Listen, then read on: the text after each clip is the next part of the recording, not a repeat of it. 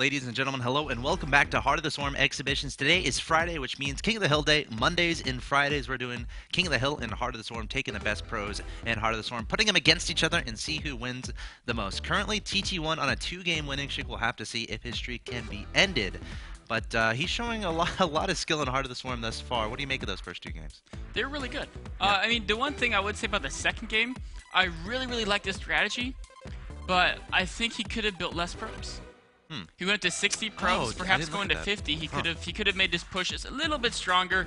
I mean, it only would have been about, like 3 or 4 extra units, but who knows? The 3 or 4 units could make a difference. If let's say if Sasquatch made Spine Cores massive in his main and gave us his natural third, there's nothing TT1 could have done. Right. That's the risk. If you do those 2 base pushes and your Zerg opponent prepares to base trade you, you're just gonna lose. Especially with the new Heart of the Swarm Mulus where you regenerate life. Yes. That's a good point. I mean, there's just nothing you can do. But most Zerg players aren't going to think about that base trade. They're just going to think about how to deal with the army at their doorstep. And with the Mothership Core, the Time Warp ability, the ability to recall, if let's say you kill a lot of drones, but you're out of force fields and a wave of Zergians hits you, you just recall out, and then go back again with extra zealots and sentries, and you saved all your important anti-Mulus units. I mean, I think there's so much potential for that build. I really like it. Yeah, very cool play from TT1 this far as a 2-game winning streak. That being said, we're about ready to get into our next game. His challenger is going to be a player called AGMurderCore. I'm going to look at his profile really quick. He is a Grandmaster Protoss player. And looking at his ranking. Yeah, I'm really excited about that. He's ranked 86 currently in Grandmaster. A lot of experience there, 168 wins and 162 losses. So he's played a lot of Heart of the Storm. We'll have to see if he can take out TT1, of course. PvP, this is something I'm really interested about, especially considering the recent changes with Envision, and it's moved to the Oracle, and now there's no detection on the Mothership Core. And Dark Templar can come out much easier. So how are Protoss players going to prioritize that detection, and what kind of tech paths are we going to see? I think Phoenixes are going to be an amazing opening. Yeah, because it's so much. I mean, they have more range than they did in Wings of Liberty, so they're just better units. There's nothing there's no new Heart of the Storm thing that like counters Phoenix. It's not like there's some new like anti-Phoenix unit Protoss has. So they're just strictly better than they were. And then you get the Oracle. So that, let's say you scout Dark Trine. You don't have to be like, oh, I have to spend 300 resources on a Robotics facility, then get an Observer and hope that it can come out in time. No, you just pop out one of those Oracles. And I mean, yeah, it's true, you can't constantly have the Invincibility active, but you can do that in combination with, let's say, while you're getting a Forge and a Cannon, maybe your expansion. You can do it to buy you time, basically. And yeah, I mean, that said, I feel like we're going to see a lot of air versus air. Yeah, both of you will go Phoenixes. Yes, I think we're going to see that a lot. And then another interesting thing I think we're going to see is, like, whenever you poke across the map with Phoenix, it's really dangerous. If your opponent got their Stargate, you know, a decent amount of time. It's even more dangerous now. Yeah, it is. 5 range? Yeah, exactly. And if you, like, go across, if you decide to scout with your first Phoenix, and your opponent's opening Stargate 2, and they have 2 Phoenixes, it's very dangerous. I know that doesn't sound like a big deal, but it's very dangerous if you lose that Stargate, that air control early. So I'm interested to see what happens. Here we are on Core Hall City. I'm still learning the map, guys. Don't be mad at me. And this is an interesting one because there's it's a pretty big ramp in the natural expansion. But at the middle right-hand side of the map, we have the blue Protoss player, the challenger, AGMurderCore, and his opponent, of course, having won the last game. Actually, the last 2 games. He's currently on a 2-game winning streak from Root Gaming. It is TT1, the red Protoss. You know, this is the map we talk about how PvP in Tal'Dorei Molter in Wings of Liberty kind of degrades into 4-gate versus 4-gate because the ramp or the entryway is 2 force fields wide. Yeah. And it's so hard to hold the 4-gate with a tech build. And this is kind of a similar style map. The difference is you have this backdoor expansion. And the backdoor expansion allows you to do some funny things like give up map control. So you could do a non-4-gate build, but then, of course, you say, okay, you can't use sentries to defend 4-gate. How else can you hold it? Without just making a lot of units yourself, which would defeat the purpose of trying to spend money on tech and economy. Well, you can get cannons.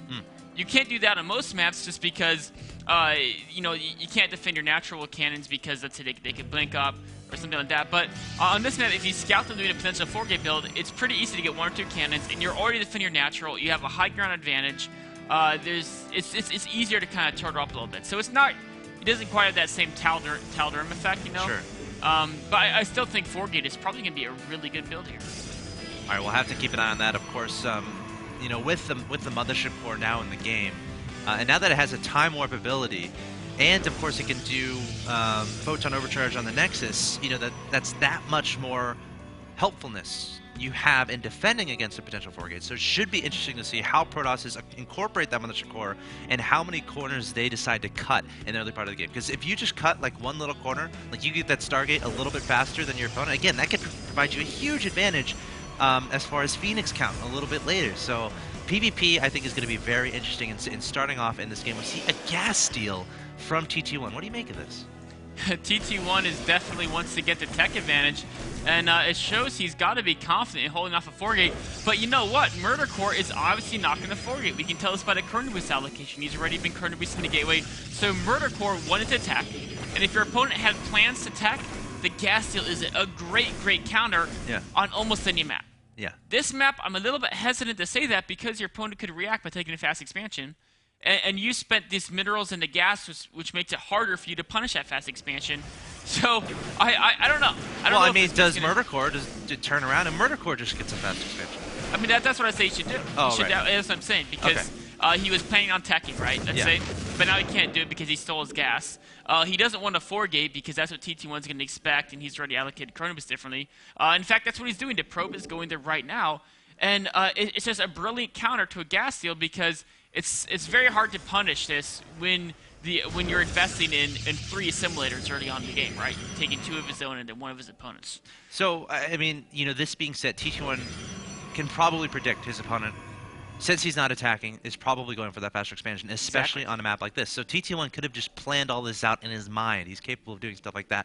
And now he has 3 gateways producing lots of units. A proxy pylon's already on the field. He's going to have a lot of warpins coming.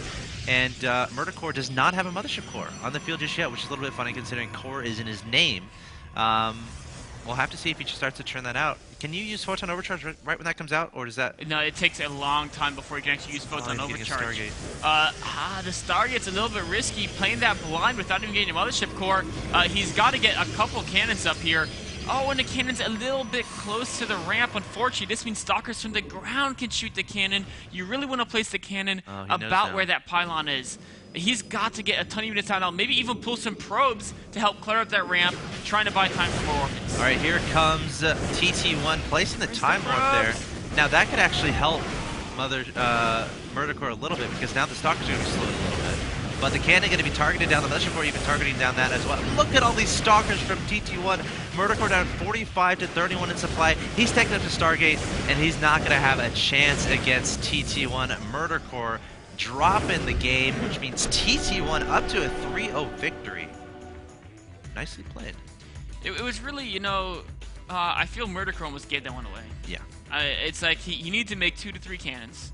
He only made 1. He needed to pull probes. He never even tried to pull probes. The Stargate, I don't know what idea that was. I mean, Phoenix and Oracles are good. They are, but let's say TT1 with 1 base Stargate. You'll be behind, and then you just camp your Stargate and kill you. Yeah. So you're going to lose to 1 base Stargate. You're going to be okay against CT, but War Prison BT you're going to lose to. Because everything's so late, you only have the cannon for defense, that's at your front. You're going to lose to any type of pressure build. There's so many things you're going to lose to that could be solved by just, instead of getting a Stargate, getting a Sentry and using Hallucination to scout. And then, if they didn't get Stargate, then you can go double Stargate, you have 2 maybe bases. Maybe a faster Mothership Core. Maybe an additional gateway or 2. Yeah, or some more cannons. Right. Yeah, to help supplement your defense against the inevitable push there from TT1. Playing very greedy, cutting a lot of corners. And you know, it's always great to cut corners. We see, like, everyone watches Flash and they always playing greedy, but Flash knows all the threats, and he plays greedy enough to be in a really good position, but he also plays in a way that he has a counter for every threat. Like, he's not going to lose to cheats because he has that incorporated into his MurderCore, why aren't you Flash? That's the problem. We need more Flashes in the world of StarCraft. Are you Flash? Join channel MLG to take on TT1 if you're a pro or you think you're good enough. I'm going to go check out that channel now and see who's available because TT1 is currently on a 3-game winning streak. Cats currently has the highest winning streak right now at 4. We'll have to see how close TT1 can come. Guys, coming up next, it's going to be TT1's attempt for a 4-game winning streak. Don't go anywhere. You're watching MLG King of the Hill for Heart of the Swarm.